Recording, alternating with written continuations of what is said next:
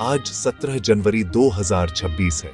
एक घर है, रोशनी से जगमगाता, फूलों की खुशबू से महकता। हर कोने में हंसी, शहनाई की धुन और एक परफेक्ट शादी का माहौल। घर की बेटी रिया की शादी थी। उसकी आंखों में नए जीवन का सपना, अमन के साथ भविष्य की उम्मीद। रिया अपने कमरे में तैयार हो रही थी।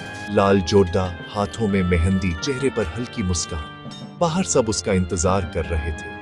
माँ बार बार उसे देख जाती, पिता तैयारियों में व्यस्त, लेकिन विदाई का ख्याल आंखें नम कर देता। वक्त बीता, बारात दरवाजे पर आ गई। अमन घुड्डी पर, दोस्त नाच रहे थे। घर वाले स्वागत को आगे बढ़े, हर चेहरा खुशी से खिला था। लेकिन रिया गायब थी। माँ जब उसे बुलाने गई, कमरा खाली था। खिड़की खुली, रिया का फोन मेज पर, जैसे वो अभी अभी कहीं गई हो। एक पल में सारी खुशियां गायब। शहनाई की धुन खामोशी में बदल गई। हंसी की जगह चिंता ने ले ली। दुल्हन गायब हो गई थी। क्या उसे किसी ने किडनैप किया या वो खुद चली गई? परिवार सदमे में था, मेहमान हैरान। शादी का घर मातम में बदल गया।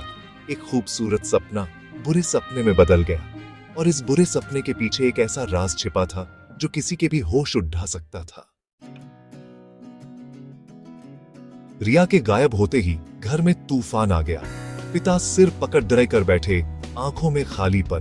बार बार पूछते, मेरी बेटी कहाँ है? माँ रिया के कमरे में बैठी, उसकी चीजों को देख देख कर रो रही थी। भाई बहन, दोस्त, रिश्तेदार सब परेशान थे। अमन, जो दूल्हा बनकर आया था, अब हारे हुए इंसान की तरह खड़े रहा था। पुलिस आई। घर में सवाल जवाब शुरू हुए। हर कोई अपनी तरफ से कुछ बताने की कोशिश कर रहा था। किसी ने कहा, रिया बहुत खुश थी, वो ऐसा नहीं कर सकती। किसी ने कहा, शायद किसी ने उसे धमकी दी हो। पुलिस ने रिया के कमरे की तलाशी ली। उसका फोन, लैपटॉप, डायरी, सब कुछ अपने कब्जे में ले लिया। परिवार वालों से घंटों पूछताछ की गई। परिवार के पास इन सवालों का कोई जवाब नहीं था। उनकी नजर में रिया सीधी सादी लड़की थी। कॉलेज से घर, घर से कॉलेज। अमन के साथ उसकी शादी परिवार की मर्जी से तय हुई थी। दोनों एक दूसरे को पसंद करते थे। कोई वजह नहीं थी जो रिया को यह कदम उठाने पर मजबूर करे।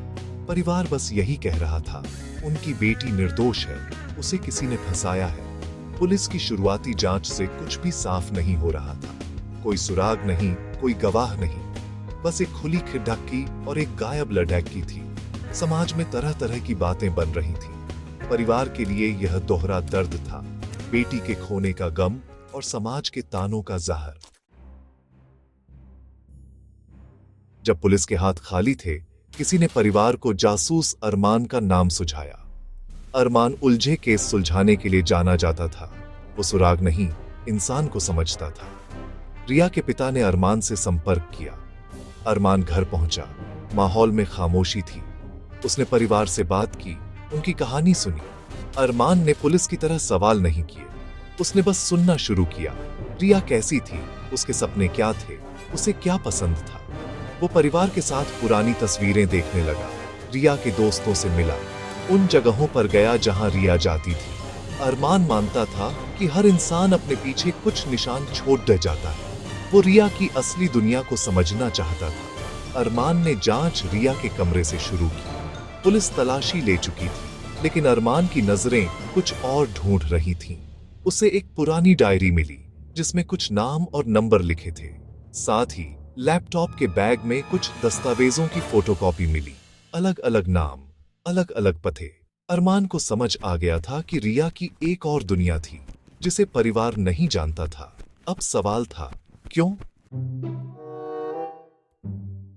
अरमान ने रिया के सोशल मीडिया अकाउंट्स खंगाले। पहली नजर में सब सामान्य, दोस्तों के साथ तस्वीरें, शादी की पोस्ट। लेकिन कुछ प्रोफाइल्स हर पोस्ट पर कमेंट करते थे, जिनकी असली पहचान नहीं थी।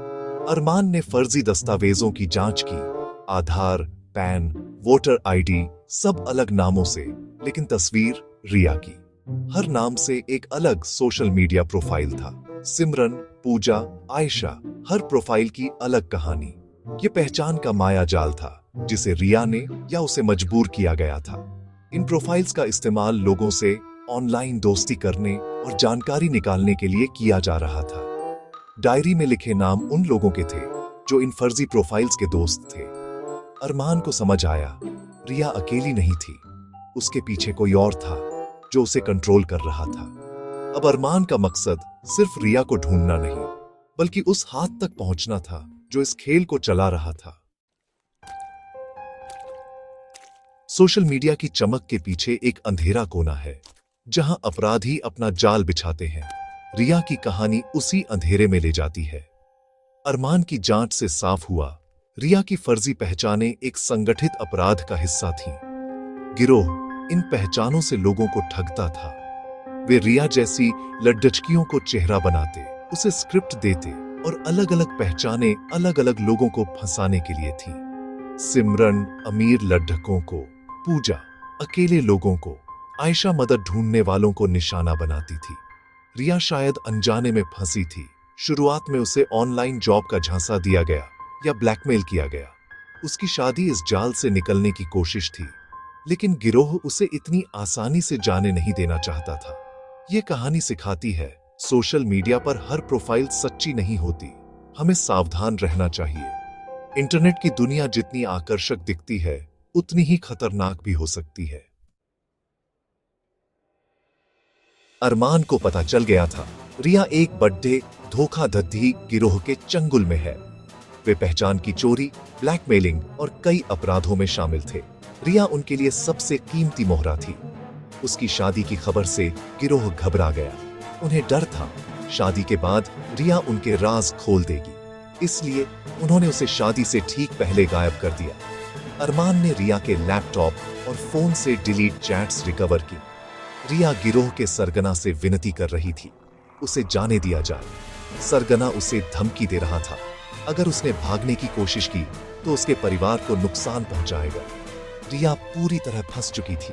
उसकी मुस्कान झूठी थी, खुशी एक दिखावा।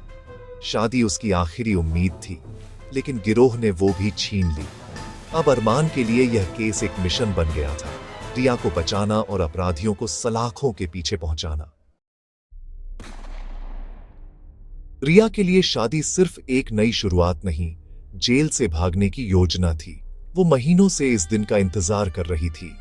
उसने धीरे धीरे सबूत इकट्ठा किए, गिरोह की बातचीत रिकॉर्ड की, बैंक खातों की जानकारी निकाली, फर्जी पहचानों का ब्यौरा रखा। उसका प्लान था, शादी के बाद ये सबूत पुलिस को सौंप देगी। लेकिन गिरोह उस पर हर पल नजर रखे था।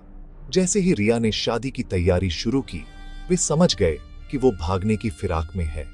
उन्होंने शादी के दिन ही उसे उठाने का प्लान बनाया, ताकि सबको लगे कि वो खुद भाग गई है। शादी का दिन उसके लिए आजादी का दिन होने वाला था, लेकिन वो उसकी कैद का अगला अध्याय बन गया। गिरोह के लोग खिड़की से उसके कमरे में घुसे, उसे धमकी दी और चुपचाप साथ चलने को कहा। रिया के पास कोई चारा नहीं था। उसकी शादी का मंडप सूना रह गया और वो फिर उसी अंधेरी दुनिया में खींच ली गई। अरमान के पास अब सारे टुकड़े थे, गिरोह, उनका तरीका और रिया के गायब होने की वजह। उसने पुलिस को सबूत दिए, गिरोह के बैंक खाते, फोन नंबर और सरगना बॉस की जानकारी। पुलिस ने उन खातों और नंबरों को ट्रैक किया। अरमान ने गिरोह के एक छोटे सदस्य को पकड़ दिया, जिसने डर के मारे गोदाम का पता बता दिया। पुलिस ने गोदाम पर छापा मारा। रिया एक कमरे में बंधी मिली, डरी, सहमी, लेकिन जिंदा। गिरोह के कुछ सदस्य पकड़ दिए गए, लेकिन बॉस फरार था।